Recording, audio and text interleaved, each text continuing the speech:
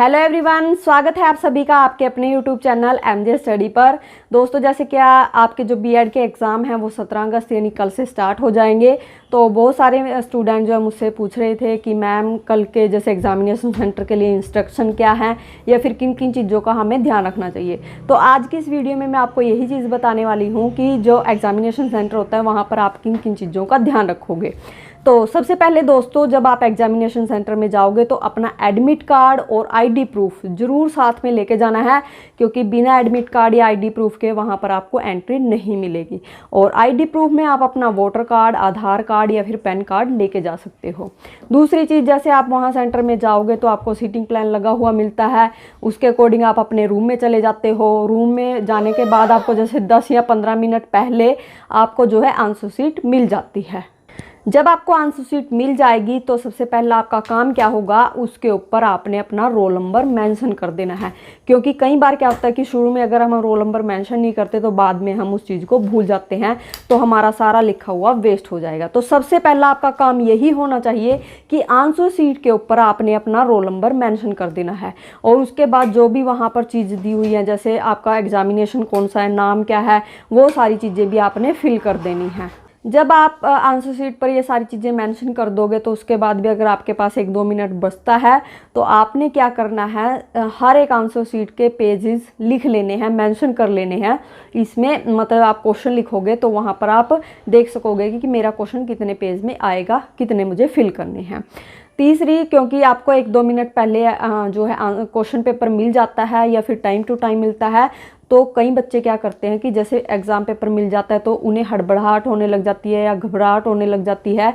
तो जो भी क्वेश्चन दिए होते हैं, जैसे कई बार क्या एग्जामिनर क्वेश्चन को मतलब किसी भी अन्य तरीके से दे सकता है। तो कई बार एक तो डायरेक्ट क्वेश्चन दिया होता है, एक फिर घुमा फिरा के दे देता है क्वेश्चन, तो वो कंफ्यूज हो जाते हैं। तो उनको समझ में नहीं आता, वो ये सोचने लगते हैं कि हमें पेपर नहीं आता, या ये चीज़ है कि हमने पढ़ा नहीं, या ये कहाँ से आ गया, इस तरह की चीज़ें होने लग जाती है। तो सबसे पहले आपने पेपर को ध्यान से पढ़ना है, रिलैक्स माइंड के साथ।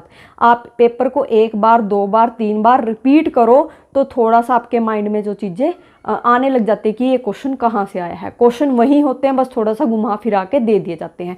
तो इसमें 2-3 मिनट का टाइम लगता है, ज़्यादा टाइम नहीं लगता। आपने क्वेश्चन पेपर को आराम से फ्री माइंड से 2-3 बार रीड ज़रूर करना है। जो क्वेश्चन आते हैं उनको आप अच्छे से टिक करो, और जो क्वेश्चन आपको अच्छे से आ रहा है, बिल्कुल अच्छे से, वो क्वेश्चन सबसे पहले आपने वहाँ पर करना है। उसके बाद आपका क्वेश्चन पेपर स्टार्ट हो जाता है। बीच बीच में बहुत सारी डिस्टर्बेंस भी होते हैं।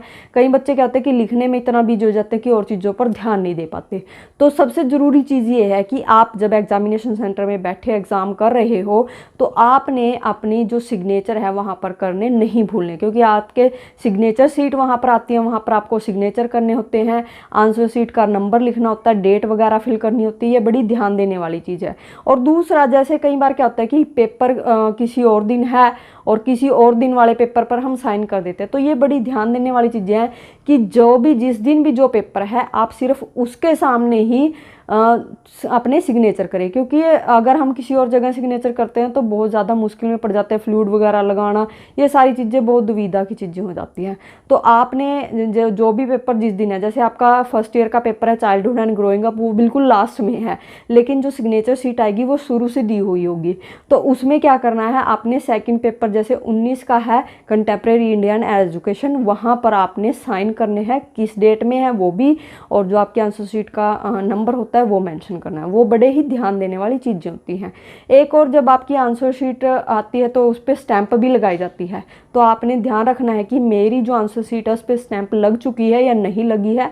और एक और बात, आगे आपके इन्विजिलेटर के साइन भी होते हैं, वो भी आपने ध्यान रखना है कि मेरी आंसर शीट के ऊपर इन्विजिलेटर के साइन हुए हैं या नहीं हुए हैं। ये वैसे तो उनकी जिम्मेवारी है, लेकिन फिर भी आप अपना इन चीज़ों का ध्यान रखना, क्योंकि कई बार वो भी भूल जाते हैं और आप भी ध्यान नहीं रहता, तो सारी चीज़ें वेस्ट हो जाएंगी। तो इन चीज़ों का बड़ा ही ध्यान रखना आपने। उसके बाद जैसे आपका जो पेपर है वो ख़त्म होने को 1-2 मिनट रहता है, तो आपने 1 मिनट पहले एक बार आंसर शीट को चेक कर लेना है कि आपने जो आंसर शीट के फ्रंट पेज के ऊपर आपने अपना रोल नंबर सही से मेंशन किया है या नहीं किया। क्योंकि कई बार शुरू में हम भूल जाएंगे, तो लास्ट में ज़रूर चेक कर लेना। अगर लिखा है तो बहुत अच्छी बात है, अगर नहीं भी लिखा तो आप वहाँ पर मेंशन कर दोगे।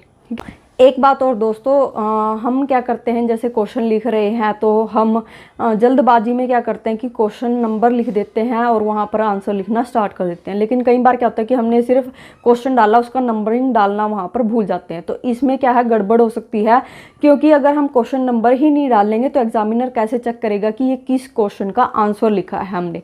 तो ये बड़ी ही ध्यान देने वाली चीज़ है, जब आप लिख रहे हो तो साथ में क्वेश्चन नंबर मेंशन कर दो। अगर हो सके तो आप साथ में अपना क्वेश्चन भी वहाँ पर लिख दो तो अच्छा रहेगा। अगर क्वेश्चन नहीं लिख सकते तो क्वेश्चन नंबर वहाँ पर जरूर डाल दो। इससे क्या है, एग्जामिनर भी आपका पेपर का है उसको चेक करने में आसानी होगी। दूसरा, कई बार कहते हैं कोई एग्जामिनर ऐसा आ गया कि आपका क्वेश्चन ढूंढने की बजाय अगर आपने नंबर नहीं लिखा तो उस पर सीधा कांटा ही लगा देता है, तो इसके लिए आपको प्रॉब्लम हो सकती है। तो इन चीज़ों का आपने एग्जामिनेशन सेंटर के अंदर ध्यान रखना है। आई होप ये वीडियो आपके लिए हेल्पफुल होगी। थैंक यू दोस्तों।